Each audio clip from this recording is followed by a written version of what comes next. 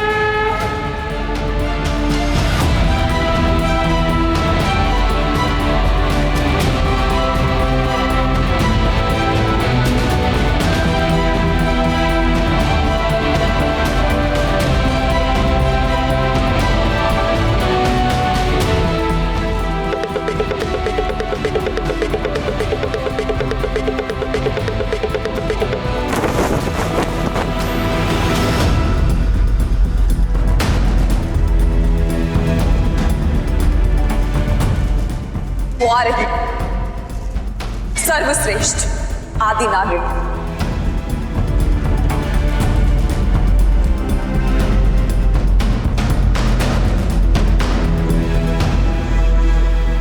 मैं तुम तीनों से अति प्रसन्न हूं।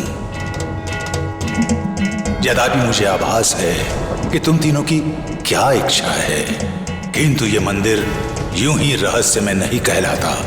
ये उस यक्ष प्रश्न के समान है जिसका उत्तर हर किसी के पास नहीं है। आज से पूर्व यह मंदिर सदियों तक विलुप्त क्यों था, यह भी तुम्हें मैं नहीं बताऊंगा, बल्कि वो बताएगी जिसे इस मंदिर से श्राप मिला था, जिसे आज पूरे 10,000 दिव्य वर्ष बाद मैं श्राप मुक्त कर रहा हूं। अब वह चाहे तो अपनी स्वेच्छा से तुम सबके समक्ष आ सकती है एवं 10,000 दिव्य वर्ष पूर्व अपनी संपूर्ण कहानी सुना सकती है।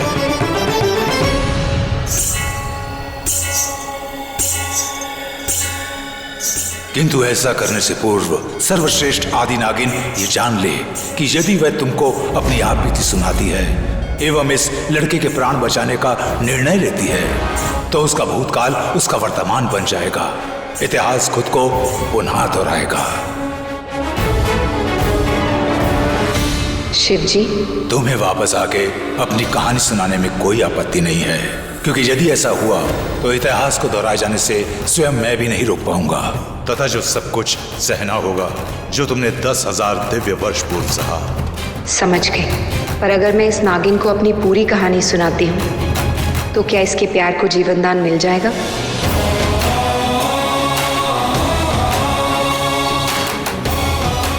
तथास्तु।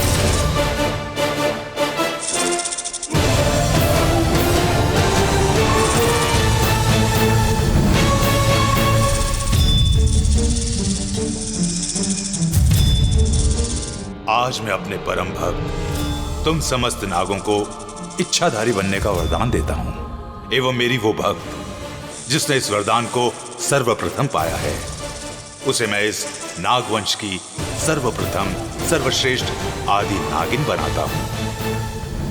इस वरदान को पाने के बाद भविष्य में कोई त्रुटि मत करना, अपनी शक्तियों का बुद्धिमानी से उपयोग करना।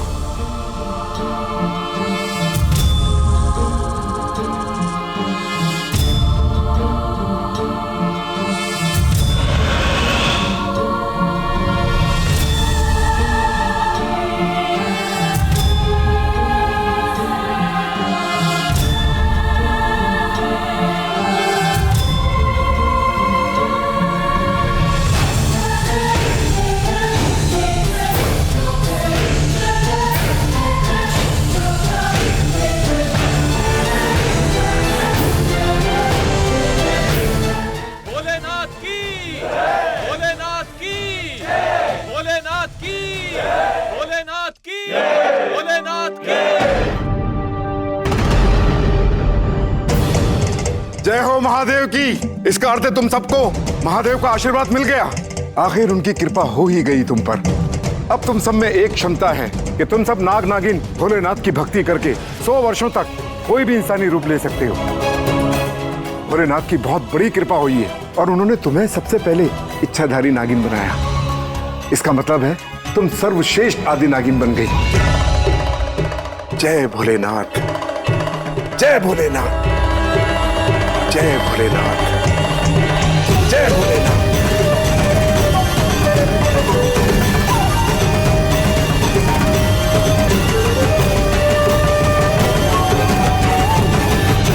क्या बकवास कर रहे हो तुम? 6 चील मारे गए। उन नागों की इतनी हिम्मत। मेरा बेटा कहाँ है? आकेश कहाँ है? आकेश! आकेश!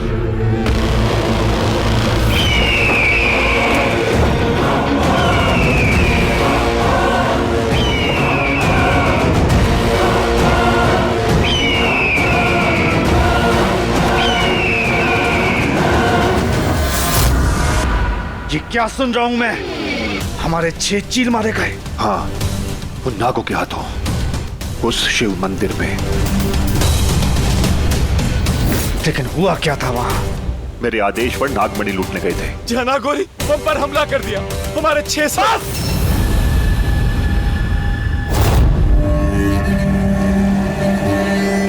छोड़ूंगा नहीं, एक एक को चुन के मारूंगा।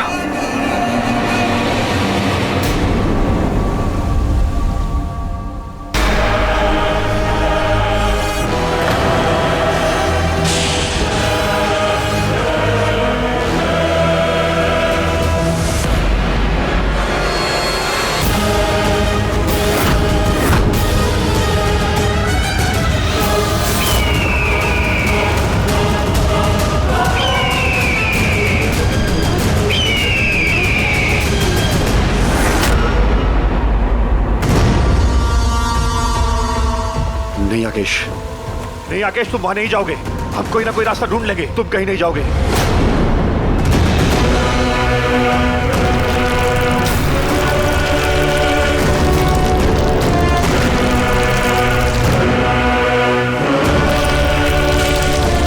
नहीं, मैं मारूंगा। एक एक को चुन के मारूंगा। आकेश शांत हो जाओ। आकेश नहीं, नहीं आकेश, आकेश नहीं। मैंने कहा था आकेश को सूरज की रोशनी में मत जाने देना। वो चील है हुकुम। उसकी नजरों से पारा बैंगनी किरणें तक नहीं बचती। आकर्षित हो जाएगा उन्हें देखकर, और जब ऐसा होगा वो रोशनी उसे खा जाएगी, खुद में विलीन कर लेगी। आकेश भी यही गलती करेगा, उस रोशनी को देखते ही उसकी तरफ। मेरे बेटे को कुछ नहीं हो सकता। आकेश है वो आसमान, वो आकाश का ईश जिसने सूरज को पनाह दी। उसकी किरणें मेरे बेटे का कुछ नहीं बिगाड़ सकती। महाशिवरात्रि खत्म हो चुकी थी, लेकिन नाग नागिनों को सदियों बाद इच्छाधारी बनने का वरदान मिला था। इसलिए वो सब अपने अपने तरीके से खुशियां मना रहे थे। लेकिन मैं मैं तो कुछ और ही खोज रही थी उस घने जंगल में।